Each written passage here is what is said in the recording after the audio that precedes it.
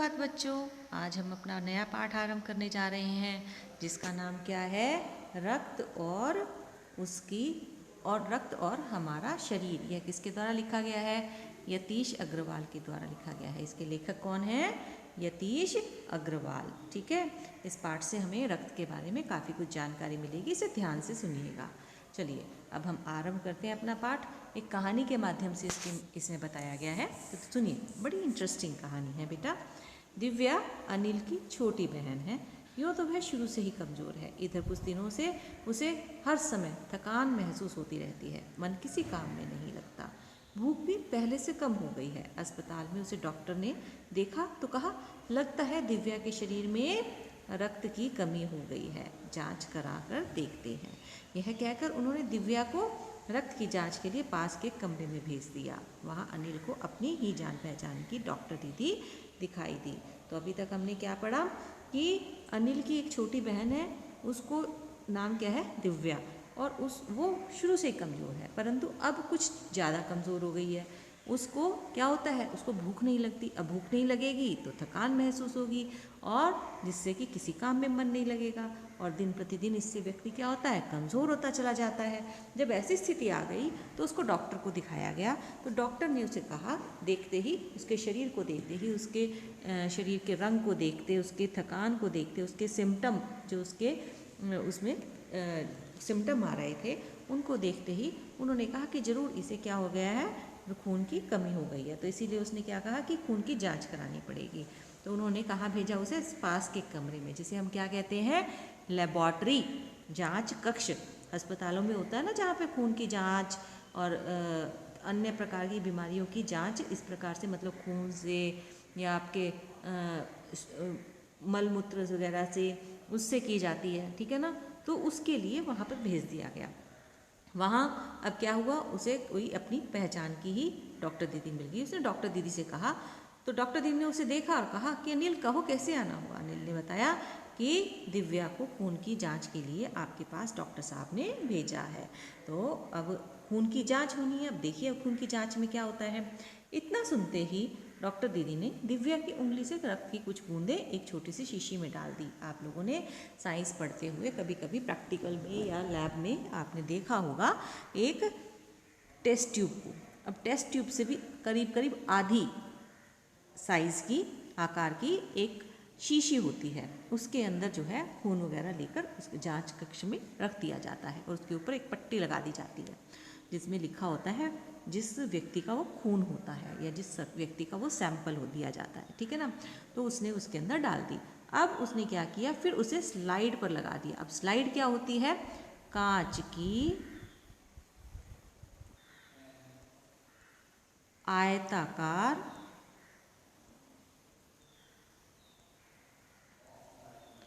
छोटी पट्टी से क्या कहा जाता है? एक स्लाइड। ठीक है ना? उसके ऊपर रख के ब्लड को, और उसको जो है माइक्रोस्कोप के नीचे देखते हैं। ये देखिए, ये माइक्रोस्कोप दिखाई दे रहा है ना, तो इसके नीचे देखा जाता है। ये हाथ में यहाँ पर इसके वो है सैंपल, वो स्लाइड है। ठीक है ना? तो इसके नीचे देखा जाता है। तो उसने जो है अब स्लाइड पर लगा दी उसने वो बूंद। फिर अनिल से बोली कि अनिल तुम कल अस्पताल से रिपोर्ट ले जाना। अब उसने उनको कल आने के लिए कहा। अगले दिन अस्पताल पहुंचकर अनिल ने डॉक्टर की दीदी के कमरे के दरवाजे पर दस्तक दी।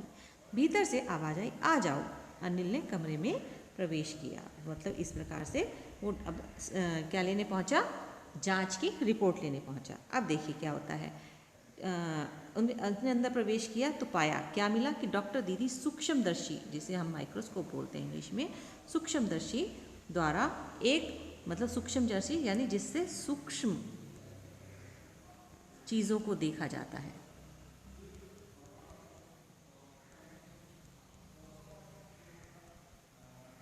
देखने के लिए उपयोग किया जाने वाला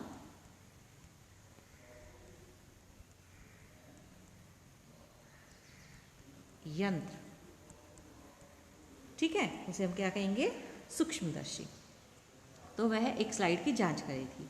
दीदी के इशारे से वह पास रखी कुर्सी पर बैठ गया। कौन? अनिल। स्लाइड की जांच पूरी होने पर डॉक्टर दीदी ने साबुन से हाथ धोए। ठीक है, क्योंकि क्या पता उस खून के अंदर क्या पता क्या जर्म्स हों, किस प्रकार के कीटाणु हों, ठीक है, वो हमें नुकसान पहुंचाते हैं। जैसे कि आजकल कोविड चल रहा है, तो कोविड में क्या होता है, किसी को छूने से होता है ना, तो ठीक है, इसलिए उसने क्या किया, साबुन से हाथ दिए। तो इसलिए साबुन से हाथ हमें ज़रूर धोने चाहिए। और तौलिए से पहुँचती हुई बोली, अब उसने तौलिए से उन्हें पूछा, दिव्या को एनीमिया है। एनीमिया, एनीमिया क्या होता है बेटा? खून की कमी जब हो जाती है तो उस बीमारी को क्या कहते हैं? एनीमिया। ठीक है, तो उसे क्या है? एनीमिया है। चिंता की बात नहीं, कुछ दिन दवा लेगी तो ठीक हो जाएगी। मतलब इसके लिए अब क्या होता है, फिर आयरन की टैबलेट्स दी जा रही है, आयरन की गोलियां। कई बार नर्स मैडम भी आप लोगों को देती है ना कि आयरन की गोली खाने के लिए। क्यों? क्योंकि वो आयरन की गोली आपके शरीर में खून को मात्रा को बढ़ा देती है।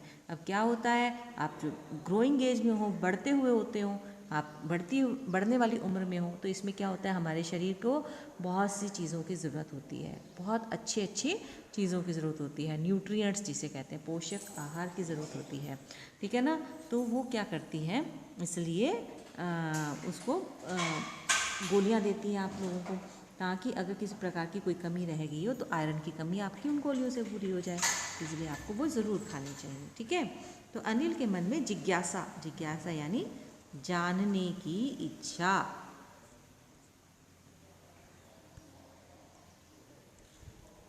इन शब्दार्थ को लिख लेना अपनी कॉपी पे। ठीक है, जानने की इच्छा हुई। वह बोला, दीदी एक सवाल पूछूं? हाँ हाँ, क्यों नहीं, डॉक्टर दीदी ने कहा।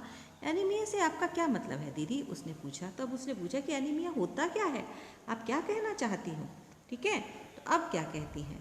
अब वो कहती हैं कि यह जानने के लिए तुम्हें रक्त के बारे में जानना होगा, कि पहले तुम्हें ये पता होना चाहिए कि वास्तव में खून के अंदर क्या क्या होता है। खून के बारे में तुम्हें काफ़ी कुछ जानना होगा, डॉक्टर दीदी ने कहा। फिर बोली, अनिल देखने में रक्त लाल रंग द्रव समान होता है। ऐसा लगता है कि एक लाल लाल रंग का लिक्विड सा है, द्रव सा है, जिसे कि हम रक्त कह देते हैं। किंतु इसे सूक्ष्मदर्शी, अभी बताया था सूक्ष्मदर्शी किसे कहते हैं? सूक्ष्मदर्शी जिससे छोटी छोटी चीज़ों को देखा जाता है। सूक्ष्म यानी छोटा, दर्शी यानी दर्शाने वाला। ठीक है ना, द्वारा देखें तो यह भानुमति के पिटारे से कम नहीं। भानुमति का पिटारा यानी जिसमें बहुत कुछ है। एक कहावत होती है कि भानुमति एक, मतलब जैसे कि किंवदंती, मान लो जैसे कि कोई एक ऐसी स्त्री जिसके पास की एक इतना बड़ा पेटी है जिसके अंदर पता नहीं क्या क्या भरा हुआ है। ठीक है ना, तो भानुमति के पिटारे से कम, इसमें बहुत कुछ है। ठीक है, मोटे तौर पर इसके दो भाग होते हैं। एक भाग वह जो तरल है, जो कि हमें दिखाई देता है, जिसे हम क्या कहते हैं, वास्तव में जो तरल भाग होता है उसे हम क्या कहते हैं? प्लाज्मा। ठीक है, और दूसरा वह जिसमें छोटे बड़े कई तरह के कण होते हैं। अब दो भाग बताए रक्त के कितने भाग बताए? 2। ठीक है ना, एक क्या बताया? एक बताया आपको प्लाज्मा। ठीक है, और दूसरा क्या बताया आपको? छोटे बड़े कण। ठीक है ना, अब प्लाज्मा क्या होता है? प्लाज्मा होता है उसका द्रव पदार्थ। ठीक है ना, और जो छोटे बड़े कण होते हैं उसमें कुछ लाल रंग के होते हैं, कुछ सफ़ेद रंग के होते हैं, और कुछ ऐसे जिनका कोई रंग नहीं होता। ठीक है, एक तो लाल रंग के हो गए, कुछ लाल रंग के, कुछ सफ़ेद जैसे ये, और कुछ ऐसे जिनका कोई रंग नहीं होता जैसे ये। और इन्हें हम क्या कहते हैं? जो सफ़ेद होते हैं इन्हें हम कहते हैं बिंबाणु यानी प्लेटलेट। इसे हम क्या कहते हैं? प्लेटलेट। ठीक है, बिंबाणु। ये कण प्लाज्मा में तैरते रहते हैं। ये तीनों प्रकार के कण जो है प्लाज्मा में तैरते रहते हैं, जो कि द्रव पदार्थ होता है खून का। इतना कहकर डॉक्टर दीदी ने सूक्ष्मदर्शी के नीचे एक स्लाइड लगाई, उसे फोकस किया यानी उसको सेट किया, जिसमें कि वो सब चीज़ें अच्छे से दिखाई दे सके, और बोली, देखो सूक्ष्मदर्शी द्वारा जो कण तुम्हें दिखाई दे रहे हैं ये है लाल रक्त कण। तो उन्होंने अब किस चीज़ पे फोकस किया? सिर्फ लाल रक्त कण के ऊपर फोकस किया। ये सूक्ष्मदर्शी के द्वारा कर रही है ना स्लाइड को सेट, ये स्लाइड है छोटी सी। ठीक है ना, तो उसने क्या कहा कि जो इसमें, अब उन्होंने पहले किसके ऊपर किया? लाल रक्त कणिकाओं के ऊपर। तो उसने कहा कि ये है लाल रक्त। ठीक है, लाल कण। अब आगे देखिए, फिर उसके बाद उन्होंने क्या किया कि स्लाइड देख मानो आश्चर्य से उछल पड़ा। अनिल को बड़ा अजीब लगा, यार ये कैसे, एक रक्त के अंदर इतने छोटे छोटे कण, रक्त की एक बूंद में इतने सारे कण, इसकी तो वह कल्पना भी नहीं कर सकता, कि कोई सोच भी नहीं सकता कि रक्त के अंदर इतने सारे कण होंगे। वह इन्हें देखकर तो ऐसा लग रहा है मानो बहुत ही छोटी छोटी बालूशाही। तो किस प्रकार के गोल गोल कण थे, देखो ये गोल गोल कण दिखा रहे हैं ना, बालूशाही जैसे, बीच में एक छेद है, जैसे कि बालूशाही खाते हो ना सभी, मीठी मीठी होती है, वो भी थोड़ी लाल लाल सी पिंक पिंक सी होती है, ठीक है ना। तो वैसे वैसे दिखाई दिए। हाँ दीदी बोली, लाल कण बनावट में बालूशाही की तरह ही होते हैं, गोल और दोनों तरफ अवतल यानी दबे हुए, मतलब उठे हुए नहीं होते, ठीक है ना, दबे हुए। जैसे आप लोगों का एक वो होता है, पहिया होता है जैसे, उस तरह से, और उसको थोड़ा सा ऐसे ऊपर से दबा दिया गया, यानी बीच में दबे हुए। रक्त की बूंद, एक बूंद में इनकी संख्या लाखों में होती है, यानी एक ही बूंद के अंदर ये लाखों की मात्रा में होते हैं।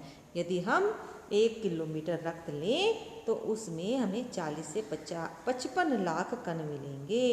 यदि हम 1 मिलीमीटर रक्त ले लें, कितना, मात्र 1 मिलीमीटर, ठीक है ना, तो इसमें हम 40 से 55 लाख कण मिलेंगे। इनके कारण ही हमें रक्त लाल रंग का नजर आता है। तो रक्त का लाल रंग क्यों होता है, क्योंकि उसमें लाल रंग की कण होते हैं। ये कण शरीर के लिए दिन रात काम करते हैं। क्यों, क्योंकि सांस लेने पर साफ हवा से जो ऑक्सीजन तुम प्राप्त करते हो उसे शरीर के हर हिस्से में पहुंचाने का काम इन कणों द्वारा होता है। तो लाल रक्त कणिकाएं हमारे शरीर में क्या काम करती हैं, वो हमारे शरीर में ऑक्सीजन को यानी शुद्ध हवा को शरीर के हर अंग तक पहुंचाती हैं। और इनकी संख्या शरीर में कितनी होती है, 1 मिलीमीटर यानी लगभग एक बूंद के अंदर 40 से 55 लाख तक ये कण मौजूद होते हैं। इनका जीवन काल लगभग 4 महीने यानी कितना, लगभग 120 दिन। आप 120 कहोगे या 4 महीने कहोगे, वो एक ही बराबर है, ठीक है। 4 महीने के होते होते ये नष्ट हो जाते हैं, लेकिन एक साथ नहीं होते, धीरे धीरे, कुछ आज, कुछ कल, कुछ उससे अगले दिन, ठीक है ना। अब ये नष्ट होते हैं तो नए पैदा हो जाते हैं। समझ में आया बच्चों? आज हम इतना ही करेंगे। इसके जितने भी छोटे छोटे क्वेश्चन आए हैं वो सभी आपको लिखने हैं, ठीक है। और इस पाठ को यहाँ तक ध्यान से पढ़ना। मज़ा आया ना? ठीक है, चलिए अब हम बाकी पाठ अपना कल करेंगे। Okay, bye bye.